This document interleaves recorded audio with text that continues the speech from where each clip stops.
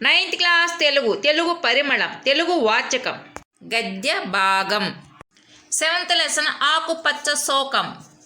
కింది పేరాను చదివి ప్రశ్నలకు సమాధానాలు రాయండి. తులసి గౌడ కర్ణాటక రాష్ట్రంలోని హొన్నాలి గ్రామానికి చెందినది. ఆమె పర్యావరణ రక్షకురాలు. ఆమె పాఠశాల విద్యకు కూడా నోచుకోలేదు. అయినా పర్యావరణ పరిరక్షణకు ఎనలేని సేవ చేస్తూనే ఉంది. ఆమె రూపాయి పావళ్ళ జీతంతో వనమాలి ఉద్యోగంలో చేరింది. మొక్కలతో మమేకమయ్యింది. మొక్కల్ని కన్న బిడ్డలుగా భావించింది. తులసి 300 రకాల అటవీ వృక్షాల సమాచారాన్ని అలవోకగా చెప్పగలదు. మొక్కల పేర్లు, వాటిలోని ఔషధ గుణాల గురించి వివరించగలదు. అందుకే అటవీ విజ్ఞాన సర్వస్వంగా గుర్తింపు పొందింది. అక్కడి స్థానికులు తులసిని వృక్షదేవిగా పిలుచుకుంటారు. ఒక్క ఏడాది కాలంలో ఆమె 30,000 మొక్కలు నాటింది. ఆమె సేవలను గుర్తించి భారత ప్రభుత్వం 26 జనవరి 2020న పద్మశ్రీ పురస్కారంతో గౌరవించింది. ప్రశ్నలు జవాబులు. 1. తులసి గౌడను స్థానికులు ఏమని పిలుస్తున్నారు? జవాబు: స్థానికులు తులసి గౌడను వృక్షదేవి అని పిలుస్తారు. 2. తులసి గౌడ మొక్కల్ని ఎలా భావించింది? జవాబు: తులసి గౌడ మొక్కల్ని తన కన్న బిడ్డలుగా భావించింది. 3. తులసి గౌడను ఏ అవార్డుతో సత్కరించారు? జవాబు: ఈ పద్మశ్రీ. 4. ఎన్నో విషయాలు తెలిసి ఉండటం అనే అర్థాన్నిచ్చే పదం ఏది? జవాబు: ఎన్నో విషయాలు తెలిసి ఉండడం అనే అర్థాన్నిచ్చే పదం విజ్ఞాన సర్వస్వం. 5వ క్వశ్చన్. పై పేర ఆధారంగా ఒక ప్రశ్న తయారు చేయండి. జవాబు: ఏడాదికి తులసిగౌడ ఎన్ని మొక్కలు నాటింది? ఈ కింది పేరాను చదివి ప్రశ్నలకు సమాధానాలు గుర్తించండి. నటరాజన్ పుట్టింది తమిళనాడులోని పుదుక్కోటలో. నటరాజన్కి 2 ఏళ్లున్నప్పుడే తల్లి భాగీరథి చనిపోయింది. తండ్రి సుబ్రహ్మణ్య అయ్యర్ కటిక దరిద్రం అనుభవించాడు. చెన్నపట్నంలో బతకలేని స్థితి. దాంతో కొడుకుని వెంటబెట్టుకుని తెనాలి వచ్చేశాడు అయ్యర్. అప్పటికి తమిళం తప్ప తెలుగు రాని నటరాజన్కి రోజు గడవటం చాలా కష్టమైపోయింది. ఎలాగైనా తెలుగు నేర్చుకోవాలి అనుకున్నాడు. వచ్చే పోయే కస్టమర్లతో లల్లాయి మాటలు మాట్లాడేస్తే ఆ మాత్రం తెలుగు నేర్చుకోవడం ఏమాత్రం కష్టం కాదు. కానీ నటరాజన్ త్వరగా నేర్చుకోవాలనుకున్నాడు. వెంకటేశ్వరరావు అనే తెలుగు టీచర్ దగ్గరికి వెళ్ళేవాడు. అమిత ఆసక్తితో తెలుగుని వంట పట్టించుకున్నాడు. ఇడ్లీ పొట్లాలు కట్టే కాగితం ముక్కను కూడా వదిలిపెట్టేవాడు కాదు. హోటళ్లలో పెట్టిన తెలుగు సినిమా పాటల్ని వింటూ పదాల్ని పెదాలపై కూర్చేవాడు. రామలింగేశ్వరుడికి గుడికి ఎదురుగా ఉన్న మున్సిపల్ లైబ్రరీలో, మారీస్ పేటలోని ఆంధ్రరత్న లైబ్రరీలో దొరికిన పత్రిక నల్లా నమిలి మింగేసేవాడు. బావగారి హోటల్లో పనిచేస్తున్న నటరాజన్ చూపంతా సాహిత్యంపైనే ఉండేది. హోటల్లో కాస్త చదువుకున్న వారిలా అనిపించేవారు. కనిపిస్తే చాలు, ఏవైనా పుస్తకాలు ఉంటే ఇస్తారా అని సిగ్గు విడిచి అడిగేవాడు. నెల రోజుల పాటు పని చేయించుకుని జీతం అడిగిన పని వాళ్ళని తన్ని బయటకు నెట్టేసిన యజమానులు, తిని పారేసిన విస్తరాకుల దగ్గర కుక్కల్లా సర్వర్లను చూసే హోటల్ కామాంధులు, సిద్ధాంతాలు వల్లివేసే తెల్ల టోపీ రాయుళ్ళు గల లోకాన్ని పచ్చిగా చూశాడు నటరాజన్. గుండెల్లో సుళ్ళు తిరిగిన ఈ భావాలన్నీ అక్షరాలయ్యాయి. ఎక్కడ పడితే అక్కడ ఏమొస్తే అది రాసేసేవాడు. గురజాడవారి కన్యాశుల్కంలో బుచ్చమ్మ అంటే నటరాజన్కు ఇష్టం. ఒకసారి అన్నపూర్ణ అనే మలయాళీ వితంతువు తారసపడింది. ఆమెను వివాహం చేసుకున్నాడు. సంసారం నడవటం కోసం సాయంత్రాలు వేడి వేడి గారెలు, మిరపకాయ బజ్జీలు అమ్మేవాడు.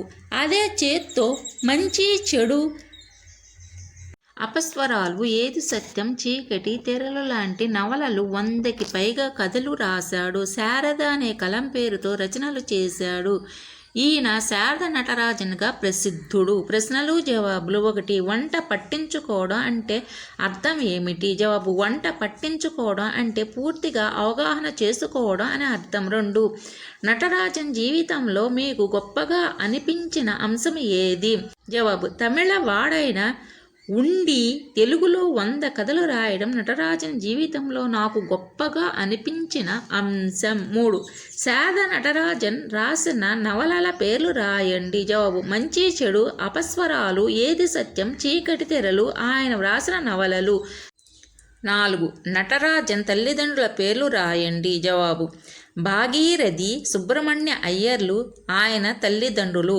5. పై కథనం ఆధారంగా ఒక ప్రశ్న తయారు చేయండి. జవాబు: హోటల్ యజమానులు సర్వర్లను ఎలా చూశారు?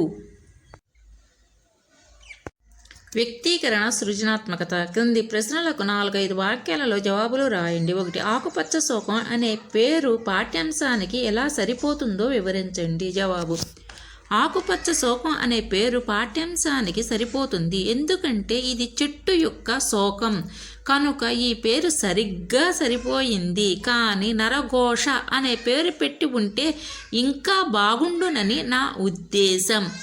సెకండ్ క్వశ్చన్: పర్యావరణ పరిరక్షణకు మనం ఎలాంటి చర్యలు చేపట్టాలి? జవాబు: పర్యావరణ పరిరక్షణకు మనిషి స్వార్థం వదలాలి.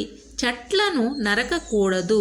చెట్లు నరికితే దానికి 10 రెట్లు చెట్లు పెంచే పూచి నరికిన వారికి అప్పచెబుతూ చట్టం చేయాలి. కఠినంగా అమలు జరపాలి. ఎన్ని చదరపు గజాలలో ఇల్లు కానీ భవనం కానీ నిర్మించారో అన్ని చదరపు గజాల స్థలంలో ఎక్కడైనా మొక్కలు నాటి పెంచే విధంగా ప్రభుత్వం చర్యలు తీసుకోవాలి. ప్రతి మనిషి తన పుట్టిన రోజున కనీసం 10 మొక్కలు నాటి పెంచాలి. నీటిని, గాలిని, భూమిని కలుషితం చేయకూడదు. అప్పుడే పర్యావరణ పరిరక్షణ సాధ్యం. మెత్తని కబుర్ల వల్ల, ఉపన్యాసాల వల్ల, ఫ్లెక్సీల వల్ల సాధ్యం కాదు. 3. ఆకుపచ్చ శోకం పాఠ్యాంశం ద్వారా కవి ఏం చెప్పదలుచుకున్నారు? జవాబు: ఆకుపచ్చ శోకం పాఠం ద్వారా కవి చాలా విషయాలు చెప్పదలుచుకున్నారు. చెట్లు కొట్టకండి, మొక్కలు నాటండి, పెంచండి. మనకు చెట్లు నీడనిస్తాయి, ఆహారం ఇస్తాయి, నీటినిస్తాయి, ఆక్సిజన్ ఇస్తాయి, కార్బన్ డయాక్సైడ్ లాంటి విషవాయువులను పీల్చుకుంటాయి, మనకు ఆరోగ్యాన్నిస్తాయి, భూతాపం తగ్గిస్తాయి. కాబట్టి చెట్లను పెంచండి, మానవులను కాపాడండి, భవిష్యత్ తరాలను కాపాడండి అని కవి చెప్పదలుచుకున్నాడు. 4. అందరికీ చెట్టొక్క పానకంలో పుడక. ఈ వాక్యం గురించి మీరు ఏమి అర్థం చేసుకున్నారో రాయండి. జవాబు: పానకం తియ్యగా ఉంటుంది. అలా త్రాగుతుంటే తియ్యగా, మధురంగా, హాయిగా ఉంటుంది. కానీ మధ్యలో పుడక వస్తే ఆ తియ్యదనం, మాధుర్యం, హాయి ఆగిపోతుంది, చిరాకు కలుగుతుంది, అసహ్యం వేస్తుంది. అలానే మనిషి తన అభివృద్ధిలో భాగంగా చెట్టును పానకంలో పొడకల్లా భావించటం అత్యంత దారుణాతి దారుణమైన దురదృష్టం. కింది ప్రశ్నలకు సమాధానాలు రాయండి. 1. చెట్టు ఆవేదనను ఏకపాత్రాభినయం చేయడానికి ప్రదర్శన పాఠం తయారు చేయండి. జవాబు: నేను చెట్టున్నర్రా. మీరు ఎప్పుడైనా బాగా మారుమూల పల్లెటూళ్ళకు వెళ్ళిన, అడవులకు వెళ్ళిన మా వాళ్ళంతా కనిపిస్తారు. పూర్వం ఇళ్ళు తక్కువగా ఉండేవి, మనుషులకిన్ని ఆలోచనలు ఉండేవి కావు. అందుకే సుఖంగా బ్రతికే దాన్ని. మీకు తినడానికి తిండి ఇస్తాను, మంచి గాలినిస్తాను, విషవాయువులు నేనే పీల్చుకుంటాను, మీకు ఆరోగ్యం ఇస్తాను, నీడనిస్తాను. మీ పిల్లలు నా పైకెక్కుతారు, చుట్టూ పరిగెడతారు, ఆడుకుంటారు, హాయిగా ఉంటారు. నన్ను నరికేసి రోడ్లు విస్తరిస్తున్నారు, నన్ను చంపేసి భవనాలు నిర్మిస్తున్నారు, నన్ను కూల్చేసి కరెంటు లైన్లు వేస్తున్నారు. మీ అభివృద్ధికి నేను అడ్డం అనుకునే మీ అమాయకత్వానికి నాకు నవ్వు వస్తుంది. మీ అభివృద్ధి నా మరణంతోనే జరుగుతుంది అనుకుంటే నేను ఆనందంగా మరణిస్తాను. కానీ మీ జీవితానికి, ఆరోగ్యానికి, ఆనందానికి నేనే కారణమని గుర్తుపెట్టుకోండి. మమ్మల్ని పెంచండి, సంతోషించండి. మీకు చేతులు నా కొమ్మలు ఎత్తి దండం పెడుతున్నాను.